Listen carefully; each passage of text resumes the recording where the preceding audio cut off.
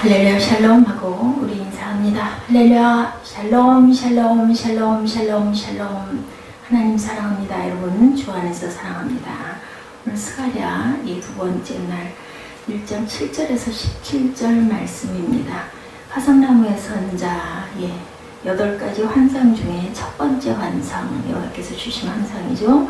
야훼 천사이기도 합니다. 이 말씀을 은혜를 나누도록 합니다. 화성나무 사이의 선자이죠.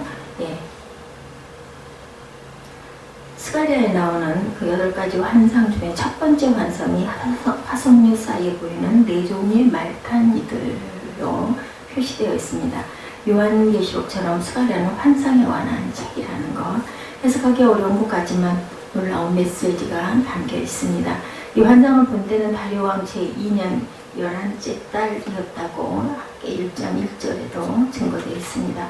스가랴가 환상을 보기 석 달 전인 8째 달에 하나님의 말씀이 임했으니 이때는 학계 선지자가 성전 재건을 격려한 그때보다 2달 정도 늦은 시기로 증거됩니다. 그러므로 스가랴가 말씀과 환상을 받은 다리오 왕 제2년 8째 달과 11째 달은 주전 520년이었습니다. 즉 바벨론 포로에서 돌아온 때가 기원전 536년이라면 15년이 지난 후죠. 여러가지 사정으로 성전 건축은 멈추었는데 성전이 지어진다 한들 과연 그 성전의 역할이 과거와 같이 회복될 수 있을지. 이 사람들은 모두 다 회의에 빠져 있었죠. 다리오 왕 이후 식민지 삶을 사는 그들에게는 지칠 대로 지쳐 있었습니다. 지금 제가 이 말씀을 증거하고 저도 또한 말씀을 묵상하면서 마음에 오는 제 마음도 얼마나 힘들고 얼마나 열악하고 외롭고 힘들었을까. 뭐 먹을 게 넉넉했겠습니까? 더위와 추위도 극심하고 집도 짓다운 집들도 없는 그 상태, 아무것도 없는 상태로 성전을 짓자니 많은 인원도 아니었어요. 몇만 명 정도가 기환을 했죠. 근데 그 성전 짓는 것이 정말 어렵고 힘든 일이었겠구나. 먹고 의식주 해결도 힘들지 않았을까 싶습니다. 바벨론 포로로 끔찍한 고난의 시간이었는데 지금 바벨론을 대신한 페르시아의 지배 밑에서 산다는 것은 어떤 의욕도 갖기가 어려운 상태였을 것 같습니다. 포로 생활에서 귀환한 후에 그 다음 해 성전대를 놓았던 뜨거운 열정이 사마리아인의 반대운동을 한순간에 식어버리고 좌절에 밤을 맞아 세월에 떠내려가고 있었습니다. 이런데 하나님은 스가랴를 이렇게 성전을 다시 건축해야 한다고 선포하게 하죠.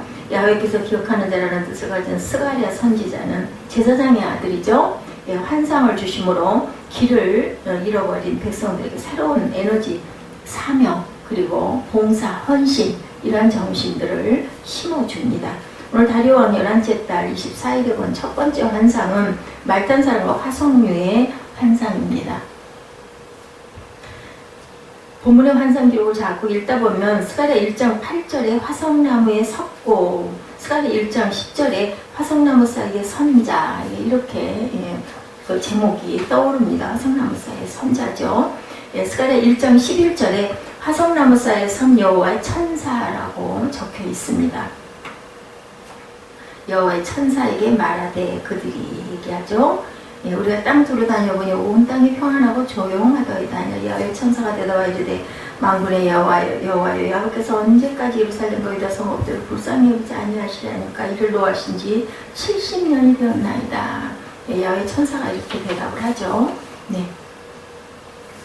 왜냐하면 4종류의 말을 탄 환상의 배경이 화석류 나무에 있었습니다. 항상 화석나무의 선자를 먼저 해석하기보다는 화석나무에 대해 우리가 그래서 알아봐야 되겠는데 하나님은 왜 화석류 나무를 보여주셨을까 의미가 있으시겠죠? 화석류 나무는 우리나라에 없는 나무입니다. 그래서 초록빛 타원형 잎과 흰색, 분홍색 꽃을 피우는 관목으로 팔레스타인과 지중해 변에서 볼 수 있는 그 꽃입니다.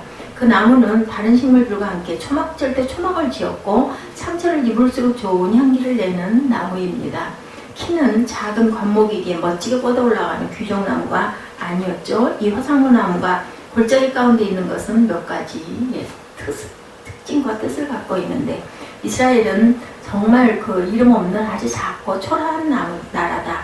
골짜기는 사람들의 왕래가 없어서 눈에 띄지도 않고 70인역에 보면 골짜기를 그늘진 곳이라고 했으니 이스라엘이란 나라가 아무리 영화로운 나라라고 소리를 지른다 해도 이름 없는 무명의 나라라는 뜻을 갖고 있습니다.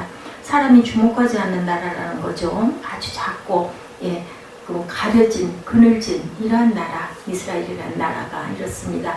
이스라엘은 정말 또한 작고 볼품이 없는 나라다. 페르시아의 지배하에서 살아가고 있는 이스라엘의 모습은 키 작은 관목, 화석류 나무의 모습이고 큰 대륙이나 군대의 힘이 강한 나라가 아니고 작은 나라, 제국에 비교할 수 없는 그러한 잘 보이지도 않는 그런 나라다. 우리나라 충청도 정도의 크기밖에 안 된다고 그래서 우리나라도 굉장히 작은 나라인데 그렇습니다. 세 번째, 이스라엘은 또한 그러하나 사명의 나라입니다. 볼품도 없고 무명의 나라라도 골짜기 그늘에 있어도 자신의 꽃을 피웁니다. 철이 되면 흰색 꽃, 분홍색 꽃을 피우고 누가 보기 때문에 누가 보고 있다고 하기 때문이 아니라 자기 자리 골짜기에 후미진 곳에서 꽃을 피우는 나무의 사명을 다합니다. 때를 따라 어김없이 꽃을 피울 줄 아는 화석류 나무는 어려움 속에서도 사명을 다한 이스라엘이다. 이스라엘의 고난은 실로 컸죠. 성전을 불타도록 할 수 있는 일이 없었던 백성들, 성이 무너지는데도 막아볼 힘이 없었던 포로 시절의 고난은 너무너무 컸습니다. 그러나 화석류는 상처가 있을수록 좋은 향기를 내듯 고난받은 하나님의 백성들은 골짜기 사명을 붙들고 삽니다. 고난받은 조미됨으로 신음소리만 내는 것이 아니고 다른 사람을 살리는 사명을 또한 짊어지고 있죠. 고난이 깊을수록 사명의 향기가 더 짙게 나는 이스라엘은 화석류 나무입니다. 골짜기에 서 있는 화석류 나무, 페르시아 제국의 힘에 눌려 숨을 죽이며 살아가는 하나님의 백성의 모습이기도 하죠. 그러나 생명력을 잃지 않고 그 속에서 분명한 사명을 또한 감당하는 하나님의 백성의 묵시이기도 한 그러한 나라, 그러한 백성들입니다. 우리는 깨닫게 됩니다. 자, 화석류 나무에 서 있는 붉은 말을 타고 계신 분, 그리고 뒤에는 붉은 말과 자줏빛 말과 백마가 있었습니다. 놀라운 것은 이 홍마를 타고 계신 분은 스가랴 1장 11절에서 야훼 천사라고 말씀하고 있죠. 여호와의 사자, 엔젤 오브 로드의 영어로 이렇게 해석이 되죠. 그는 하나님의 사자로 대장 천사. 어떤 면에서 뒤에 있는 붉은 말, 자줏빛 말, 백마 탄 자들의 보고를 받고 있습니다. 스가랴 1장 10절에서 11절에 보면 분명히 보고를 받고 있죠. 따라서 그 화석류 나무 사이에 선 여호와의 천사, 붉은 말을 타고 선 자는 단순한 천사가 아닌 천사의 대장이다. 11절 한번 볼까요? 화석나무 사이에 선자가 대답하여 이르되 이는 야훼께서 땅에 두루 다니라 보내신 자들이니라. 그들이 화석류 나무에서 선 여호와의 천사에게 말하되 우리가 땅에 두고 다녀보니 온 땅이 평안하고 조용하더이다 하니라. 그래서 야훼 천사가 대답하죠. 만군의 야훼께서 언제까지 예루살렘과 유다 성읍들을 불쌍히 여기지 아니하시라니까 이를 노하신 지 70년이 되었나이다 하매 야훼께서 내게 말하는 천사에게 선한 말씀, 위로하는 말씀으로 대답하시더라. 이 천사장에게 위로하는 말로 대답하는 부분이 13절부터 나타나고 있습니다. 온 세상에 돌아가는 형편은 스가랴 1장 11절에서 다른 말 탄 자들에게 보고받은 것을 보면 하나님의 역사 통치를 돕는 천사라는 것을 우리가 알 수가 있죠. 그래서 이 야훼 천사를 대장 천사라고도 하지만 야훼 하나님과 함께하는 성자 하나님이다. 예수 그리스도라고도 합니다. 사실 야훼가 하나님의 심판의 원사는 요한복음 5장 22절과 30절에 아들 예수에게 위임되어 있죠. 이 말탄 자가 대장 천사이든 성자 예수님의 그림자이든 이 환상의 의미는 세상 역사를 다스리고 주장하시는 이가 화석나무 사이 가운데 계시다는 것이 중요하다. 즉 가장 보잘것없는 무명의 이스라엘 뒤편에 대장 천사가 아니면 하나님의 아들 되신 분이 서 계신다라는 상징을 갖고 있습니다. 이 의미는 하나님께서 첫 번째 하나님 백성들의 처지를 아신다라는 거죠. 제국의 지배하에 살다가 또 새로운 제국의 지배하에서 살아가는 하나님 백성들의 눈물, 선민이면서도 성전마저도 짓지 못하고 흩어지고 무너진 정신세계를 가지고 사는 하나님 백성들의 고단함, 그런데 그 곁에 서 계시니 그 백성들의 처지를 아주 온전하게 알고 계신다라는 의미죠. 우리는 종종 어렵고 힘들 때마다 아무도 몰라, 아무도 나를 이해 못해 이렇게 한탄할 때가 많지만 좌절하고 포기하려고 할 때도 많지만 이 환상에서 주는 메시지는 아무도 나를 몰라주는 것이 아니라 하나님은 아시죠.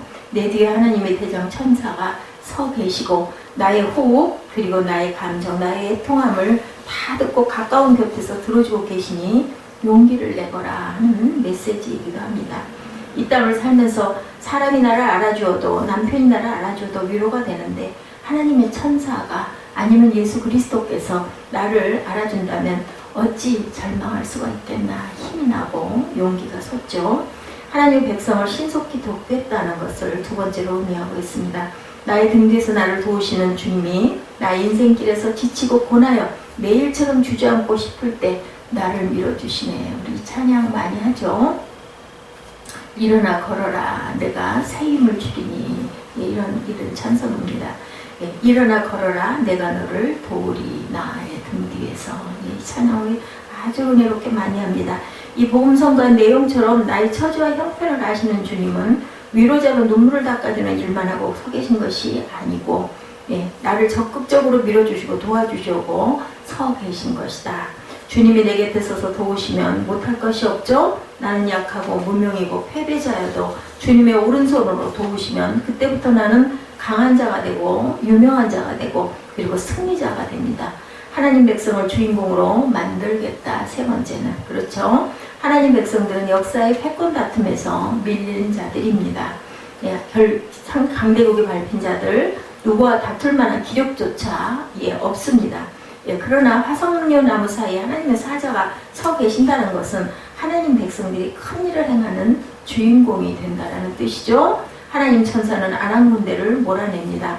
아수르 군대를 몰아냅니다. 하나님의 사자는 전쟁도 이기게 하시지만 또한 심판의 권세도 가지고 계십니다. 하나님 천사는 요한계시록 7장에 나오는 네 천사를 보면 땅의 사방의 바람, 즉 전쟁의 바람을 붙잡고 그 바람이 땅이나 바다이나 각종 나무에 불지 못하게 합니다. 이들은 땅과 바다를 해롭게 할 권세가 있는 천사들이고 또 다른 천사들은 하나님의 종들의 이마에 인치는 천사인데 인을 잘 칠 때까지 모든 것을 해하지 말라고 합니다.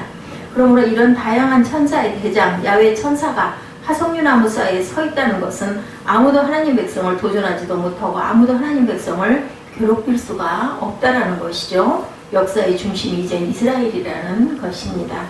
지금은 변방이고 지금은 식민지 지배를 받는 약소 국가이고 지금은 성전 건축도 강대국의 금지 명령 때문에 아무것도 하지 못하고 있는 그러한 아주 무력한 그런 백성들이고 아무런 힘도 없어 보이지만 이제 바벨론도 페르시아도 주인공이 아니라는 것이죠. 그러니까 하나님 백성들에게 영향력을 행사하는 것은 지금까지 페르시아였지만 이제 하나님 이스라엘 사이에서 일하심으로 하나님 백성들이 승리자가 된다라는 상징을 합니다.